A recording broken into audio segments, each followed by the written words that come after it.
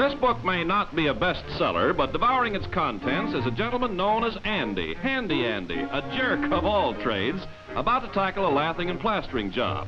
Having more than his share of self-confidence, he figures on learning everything in one easy lesson. And so to work. Obviously, we're not going to say the job's beyond the ability of the average man, especially with gypsum. But Andy isn't exactly average. At least he's bright enough to use gypsum lath. Well, now let's see. Where shall we start? This seems like a nice place. Now to line it up. Ah, perfect. Haha, slipped a little. Where are those nails? We'll show who's boss around here. Takes a little practice, but things are coming along fine, just fine.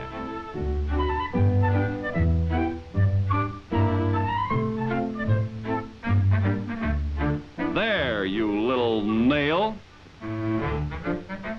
That does it. Oh, how do you like that? Better watch someone who knows his job from long experience. He's a real craftsman. And he's using standard or plain gypsum lath, which in recent years has become the national favorite, the lath with which all others are compared. 16 inches wide and 48 long, it fits any standard framing. He's using a blue gypsum lath nail with a 3/8 inch head, driven just right. It compresses but doesn't break the paper. An expert uses 5 nails for the right holding power, not 4. Ah, he's really spitting them in. And speaking of experts, that looks like a roofing nail. Oh, no, driven too hard, Andy. And why 3 nails? That's a costly shortcut. Vertical end joints must be staggered to give the necessary strength.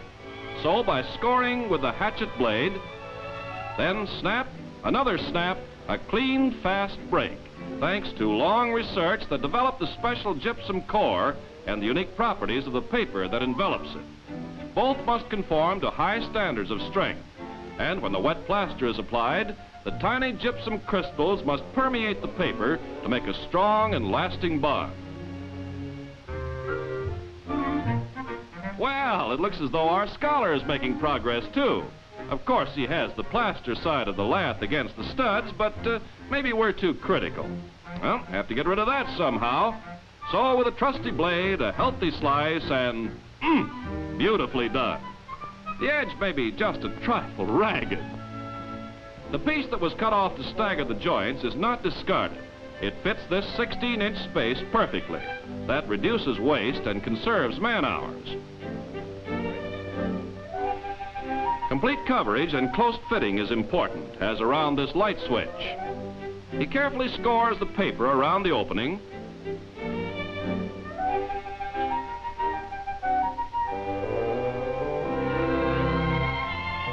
Cross scores it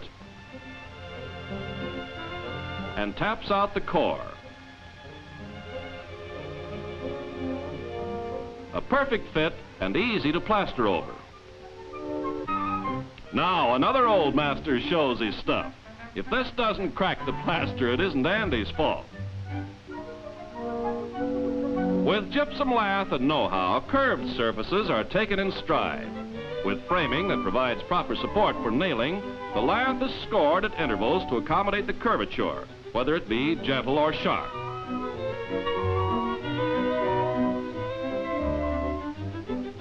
Gypsum lath is designed to be truly versatile. Surprisingly enough, attachment to steel is no problem.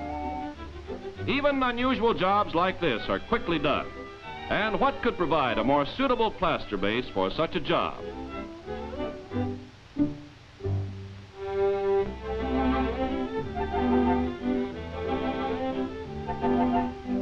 Scrap pieces like this always find their logical niche. This one came from the ceiling.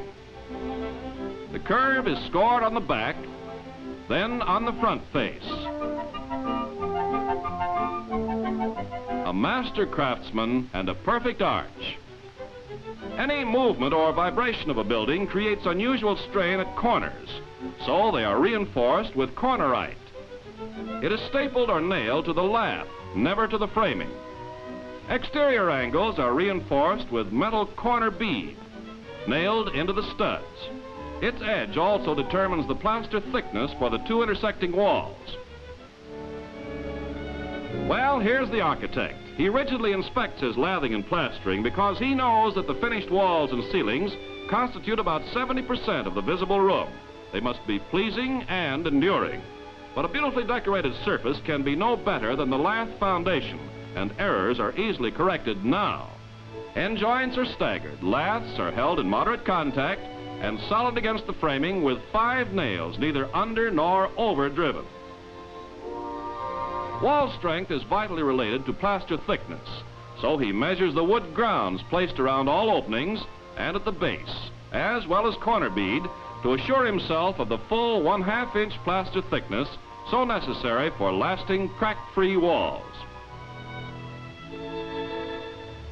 Ah, lovely. Well, maybe just a little off here. Already Andy's suffering delusions of grandeur. An architect certainly wouldn't approve such work. We better take a look at a good job. This is plain or standard gypsum lath. Perforated lath permits the plaster to rivet itself through the holes. Gypsum lath with aluminum foil.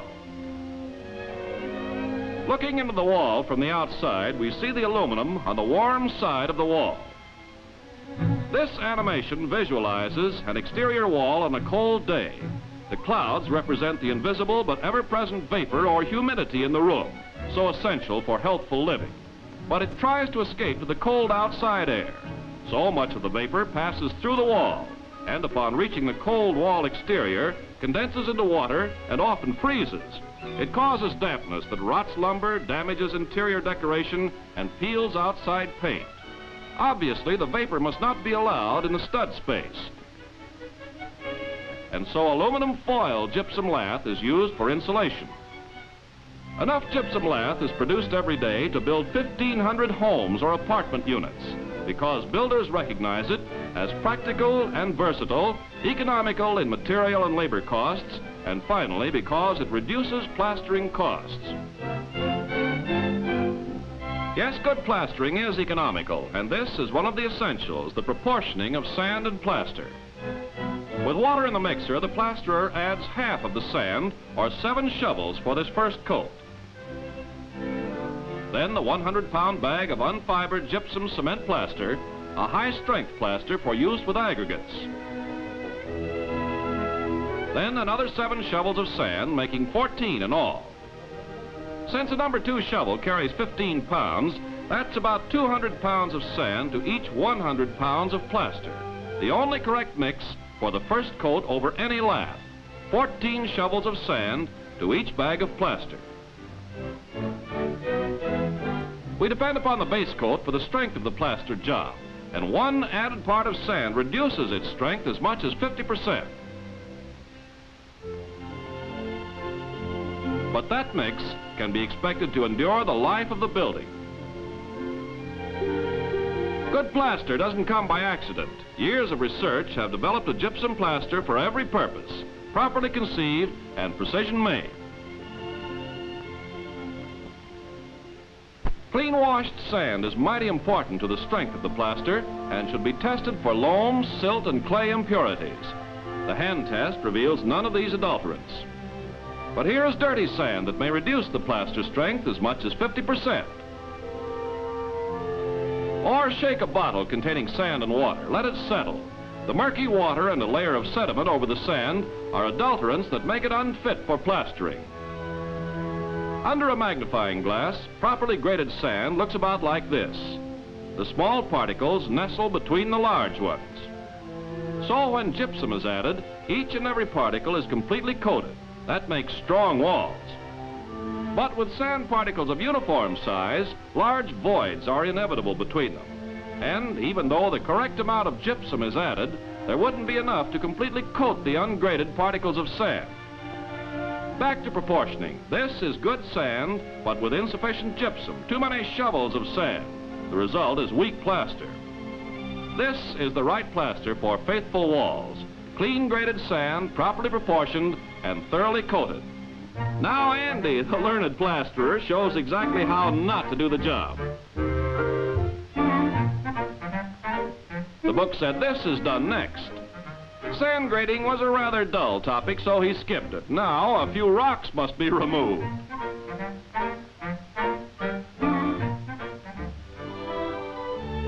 Ah, you handle those tools well, Andy. Oh, excuse me. We have a craftsman applying the first coat with long, easy strokes. From the second of contact, the gypsum strikes into the pores of the paper. When dry, it takes more than 800 pounds to pull 1 square foot off the lath. This is a 3-coat plaster job. The first is about a 1/4 inch thick. The surface is raked and cross-raked to provide additional bond for the next coat.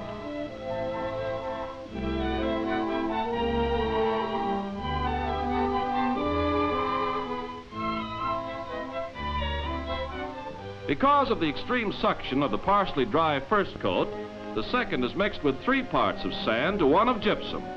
That calls for 20 shovels of sand to each bag of gypsum cement plaster. True surface walls are the result of good workmanship.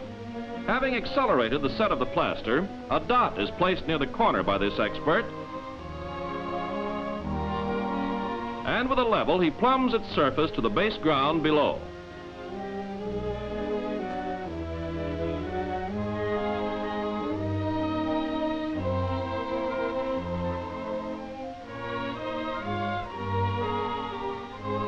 Starting from the ground at the door, which is plumb, he runs a screed to the previously established dot. But Andy didn't read far enough for screeds. He's fighting it into the wall. With a straight edge, a true line surface is established between the wood ground and the plaster dot. That plaster screed serves as a guide to plaster thickness. It takes but little time to install, eliminates curved surfaces, and helps ensure proper plaster thickness. Now the second coat is applied exactly as was the first. This small face is first plastered because it establishes the true corner angle. By routing from the corner beads of the opening, the true plane of the small wall is established. This expert obviously plans his work. A few strokes of the derby, and it's done. The plaster goes over the first coat with enough pressure to force it into the keys of the scratched surface. Routing between ground and plaster screed takes off the excess plaster and reveals low spots, thus enabling the craftsman to produce a level wall and to ensure a full thickness of plaster. Then with a derby, the wall is floated to provide a roughened surface to receive the finish coat. Perforated lath is plastered in exactly the same manner as plain lath. The plaster literally rivets itself through the perforations to provide greater fire resistance. This wall, plastered on both sides, is 1 hour fire resisting. These plaster screeds on the ceiling are good insurance against thin plaster, where good strength is very important. Equally as satisfactory is the 2-coat or so-called double-up method of plastering. It's similar in all respects to the 3-coat method, except that the full half-inch thickness is applied at one time. The mechanic is doubling back right over the wet plaster and leveling out the full grounds.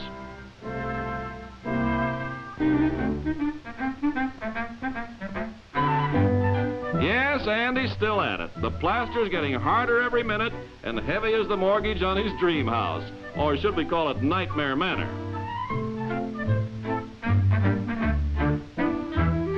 If he'd only known, Andy would have used a light aggregate, either perlite or vermiculite, something new in plastering. They are more effective than sand for fire protection. 1 cubic foot of vermiculite or perlite, weighing no more than 10 or 12 pounds, replaces 100 pounds of sand in the plaster mix. Now the architect inspects the base coat plaster. He sees good straight angles and walls, but he wants to know about the strength. So, with a nail, he scratches the surface. The sharp ring and flint-like resistance to scratching is proof enough that it will be a lasting wall. A good job, well done.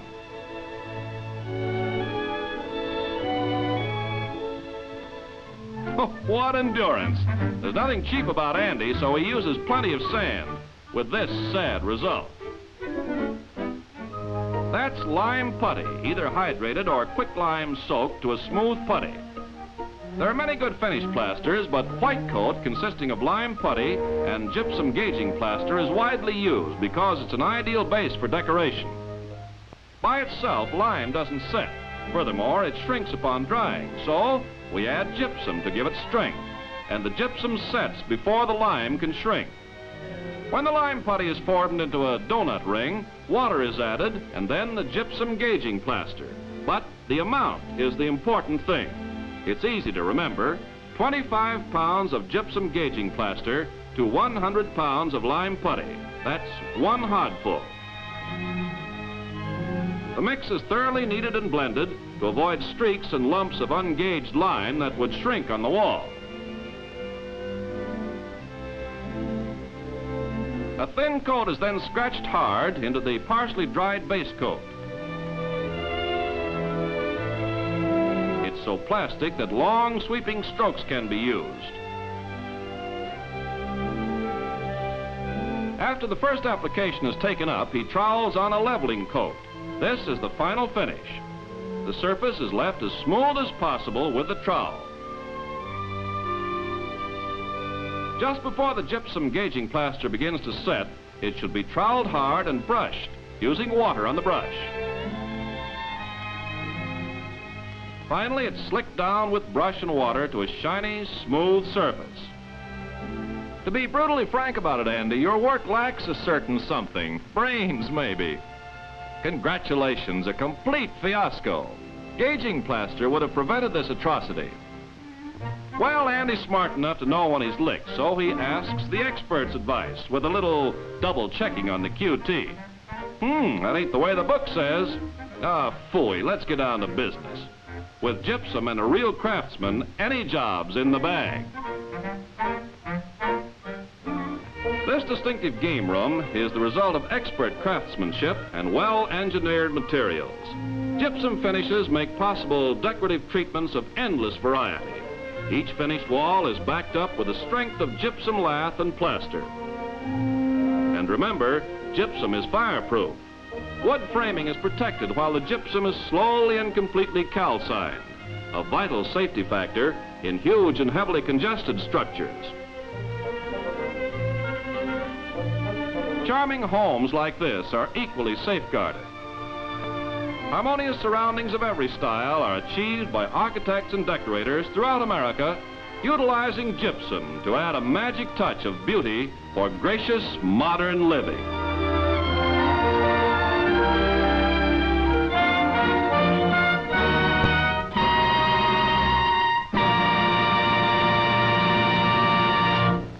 This concludes our broadcast day. Good night, and God bless America.